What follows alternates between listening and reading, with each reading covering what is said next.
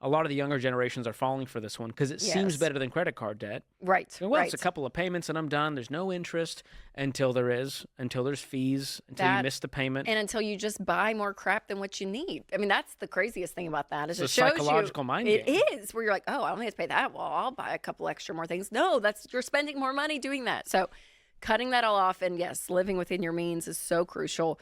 One of your favorites, George, last but not least, whole life insurance. I just got a DM today, and they were like, hey, my financial advisor is really pushing this index universal life insurance thing for an investment. What And did I you went, say to "Run." her, George? I went, please. I'm like, I don't want to be harsh.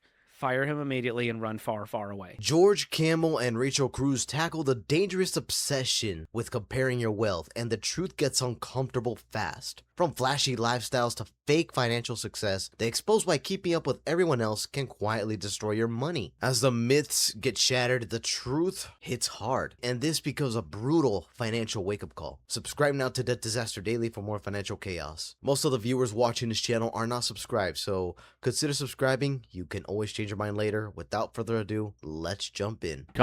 You can make a great income, but you're still broke. Yep. You can make a great income, you could still be middle class. You can make a great income and use that income and build wealth, or you could make an okay income and build wealth or be broke, right? So much about it is our behavior. It's habits. It's our habits around it. And so we talked about this on Smart Money Happy Hour, but your habits can really put you kind of in three categories: broke, average, and wealthy. And there's some clues, if you will, That's right. about what category you might be in. So be thinking to yourself, do I qualify for these things? Or maybe you're like, oh, that used to be me and now it's not. It's kind of like the old Jeff Foxworthy. You might be a redneck if this is, you might be That's broke good. if. good. So you tell us, think about your own financial situation, take a look at your own spending habits, and if you do these things, this is not a judgment call. We're not mad at you. We want the best for you, but it might be a good reality check as to how you're doing financially and if you're on the right track. Right, that's right. Okay. Let's just start with the broke, shall we? Broke people habits. Okay.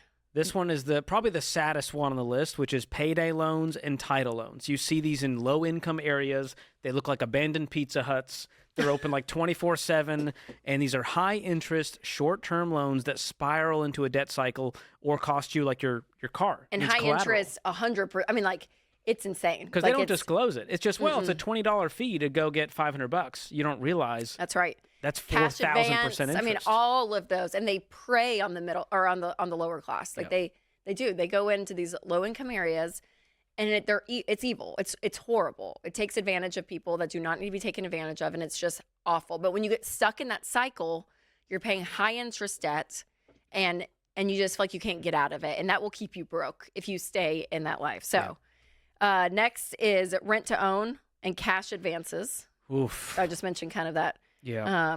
And it seems like a smart thing. Well, one day I'll own it, or I'll get the cash advance now. I'll pay it back when that paycheck comes in. But these deals are loaded with hidden fees, exorbitant interest, and it keeps people stuck in this really a cycle of poverty. That's right. For a lot of people. Yep. And last but not least, in the broke category, lottery tickets.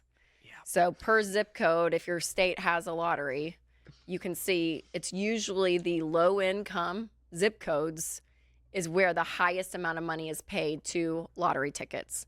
And it's out of desperation. That's right. It's like this false hope that, okay, this is my ticket out. I'm going to win and everything's going to be okay. And people end up spending so much of their paycheck on this. And it is sad because it is stealing from people. And it's statistically impossible odds, but you tell Right. yourself, Yeah, impossible odds. These guys they don't get it. They really don't understand. Lottery. Oh man, the amount of people I've seen with lottery. Oh my God, the amount of people that have high hopes with lottery. And you know what's even sad? More sad. It's mostly old people who have this false reality, this false hope that one day this will be my ticket. It's crazy. someone's got to win. And when you're that hopeless, you turn to these terrible habits. So those are broke people habits. If you can break out of that, you probably then turn to the average person habits, which are not much better. This is sort of middle-class America. Yep. This is what we see all the time. We'll start with chasing credit card rewards. So you live on the idea that I'm going to be able to travel, I'm going to be able to do these things because of what I spend on my credit card. And when that is your mindset, you get stuck in a cycle of credit card debt. And we see it probably because we host this show and people call in with their problems. But the one credit card that was supposed to be I paid off every month turns out to be the thing that catches when the job is lost and there's no paycheck because there's no savings. And then they look up and they're $18,000 in credit card debt. And so what ends up happening with this so often is that broke people who have to pay interest and cannot pay the full balance end up subsidizing the rewards. Yes. Credit card companies can do it because of it. So And no, the stats no aren't bueno. great. I mean, half of the people don't pay off their balances, and America is now $1.2+ trillion in credit card debt. Yes. So, sure, I would love a perfect world before the fall of man where we could all just swipe our cards and no one goes into debt. We all get the airline But if miles. there's a 50-50 chance you fall off the cliff, I'm not going to go near the edge. No, save So up don't and pay play for this things. game. So yeah, the game keeps you there. New car payments and leases. Ouch. Yeah, So- this is where someone goes, well, I want the newer car, and the dealer said he can get the payment down to where I can afford it, and then you get into this cycle where you Yes. never get out of these. You're paying top dollar for a depreciating asset, so you paid 50 grand for a car. With interest, you end up paying 60, and that car is only worth 20 by the time it's paid off. That's bad math. That's a classic example of making someone else rich, right? You're making the credit card companies rich, the car dealers, the banks, and you're paying interest on something that's going down in value versus actually making interest for yourself, which will be later in the category. That's what wealthy people do. But yeah, the idea of staying in the cycle of debt and car payments keeps you average. Brutal. And then you have the bigger category of just consumer debt. So think HELOCs, student loans, buy now, pay later plans. These are all really used to fund a lifestyle that people can't afford, or the home renovation that you really want but you can't cash flow, the student loan for the degree that you may or may not use that may or may not ROI, and then the buy now, pay later, which is a lot of the younger generations are falling for this one because it seems Yes. better than credit card debt. Right. Well, right. it's a couple of payments and I'm done. There's no interest until there's fees, until you miss the payment. And until you just buy more crap than what you need. I mean, that's the craziest thing about that. Is It's it a shows psychological you, mind It game. is, where you're like, oh, I only have to pay that. Well, I'll buy a couple extra more things. No, you're spending more money doing that. So cutting that all off and yes, living within your means is so crucial. One of your favorites, George, last but not least, whole life I insurance. just got a DM today, and they were like, hey, my financial advisor is really pushing this index universal life insurance thing for an investment. What And did I you went, say to "Run." her, George? I went, please. I'm like, I don't want to be harsh. Fire him immediately and run far, far away. That is not a financial advisor. That's an insurance salesperson. That's all it is. So whole life insurance, permanent life insurance, variable, universal life, anything that has those words in it, it's a costly hybrid that tries to do both things, insurance and investments or cash value. And it is a terrible return and costs you Horrible. so much more than term life. So keep it separate. Get term life insurance to cover your income in case something happened to you, and invest separately on your own. You'll be better off. Yes, the Under Insurance is a great place to check out for your term life. Everyone needs term life insurance. Hear me. Everybody needs term life. Everyone. All right. Finally, let's I get guess to some good well, news. sorry, unless you're self-insured. I guess the asterisk is if you become in the next category, the wealthy category, That's right. and you're self-insured. If you got a couple of $1,000,000, yeah, you're good you to may go. not need it at that but point. for a lot of people, you guys, that's key. Okay. Wealthy category. I said it earlier and I'll say it again. You're earning interest, not paying it. So you're looking at, you have more things invested. You have things that are actually paying you or making you more money versus debt companies, right? Banks and car dealerships, all of it. You're not going backwards here. We're moving forwards. So next up, investing in assets. So you have assets and liabilities. Liabilities are the debts.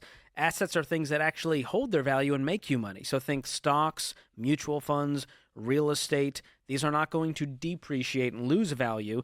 And that's how you actually build wealth. You can't save your way to wealth. You need to invest in assets. And really all you need is something like a 401k, an IRA, mutual funds, and your primary home. That's what we Yep. found in our millionaire study. Most people just had those things. Yep. And that's what wealthy people do. That's what they end up buying into. And they're not worried about status symbols, including their cars. So one of them is that they buy used cars. Yeah, anyone that's worried about status symbol or becoming fake rich for this other retard shit, yeah, you're a straight up idiot. And you deserve to be in the below category. You deserve to be in the broke category. honestly. Because it's so stupid. You're flashing at people who don't care. And for what? For what?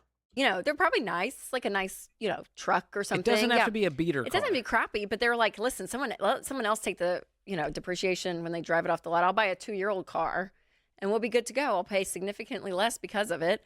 And they're just smart when it comes to their purchasing, and they're not worried about what everyone else. There's no, for a lot of wealthy people, they're not very insecure. You know, there are some that are, but in general, with their money, they're thinking more in a sense of what's going to make me more money. And they look at a car and they're like, oh no, not that. So I'm not going to put my money into it. Amen. And then next up, debt-free housing. They actually pay off their home early, which frees up cash for more investing and giving.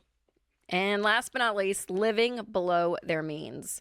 So budgeting what they've earned. They have a plan for their money. They know what their retirement self is going to do. They know what their next goals are. They really live intentionally, including a monthly budget. You know, they say, hey, here, some people, you know, depending on, I think, your net worth, there may be more broad categories, if you will, but the idea that you just have a plan, you're intentional with where your money is going is so key. So if you want to know how your habits stack up, check out our net worth calculator.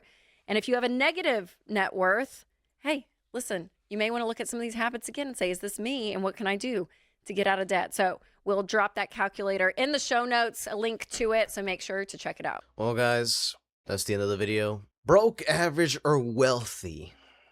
Now, you guys tell me, which category do you guys fall into? Anyways, guys, moral story is pretty crystal clear. Hope y'all enjoyed that. This is Debt Disaster Daily. Subscribe for more financial chaos and truths, and we'll see you on the next one.